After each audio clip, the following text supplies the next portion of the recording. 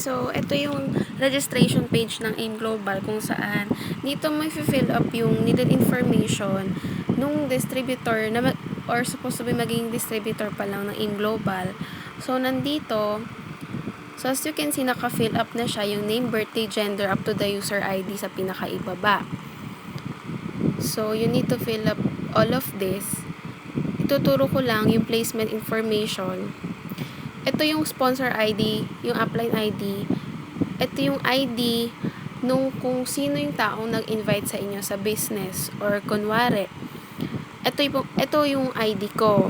So, itong information na nandito is ine-encode ko para sa magiging downline ko. Kaya, ang ID ko po yung nakalagay dito sa sponsor ID tsaka sa upline ID niya.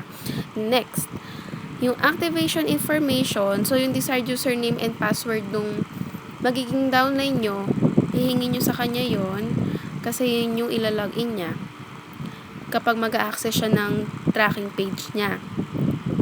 Yung user ID at yung security PIN, makikita po yon dun sa card kung saan kapag bumili kayo ng global package may kasamang card. So sa likod nun, scratch nyo lang siya, yung parang sa prepaid card. Andun nakalagay yung ID number at security PIN at siya namang itatype nyo dito. At pag na-fill up na lahat ng needed information, click nyo lang itong save.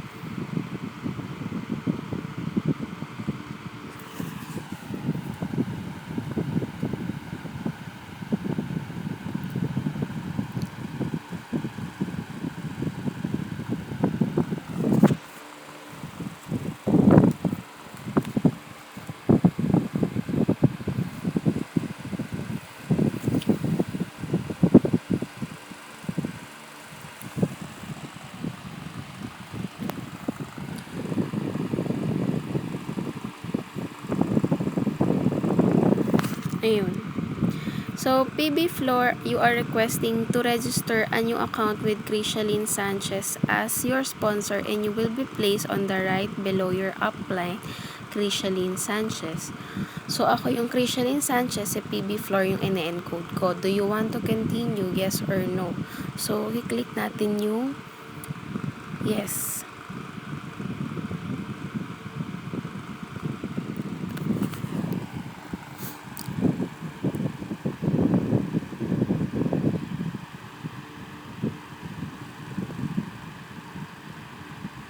Yan, congratulations, welcome to AIM Global.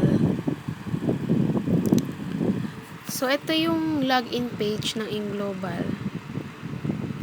Dito nyo pwede i-login yung account nyo sa AIM Global. So, kanina natandaan nyo, meron desired username and password. So, dito na yun nila login. And that's it.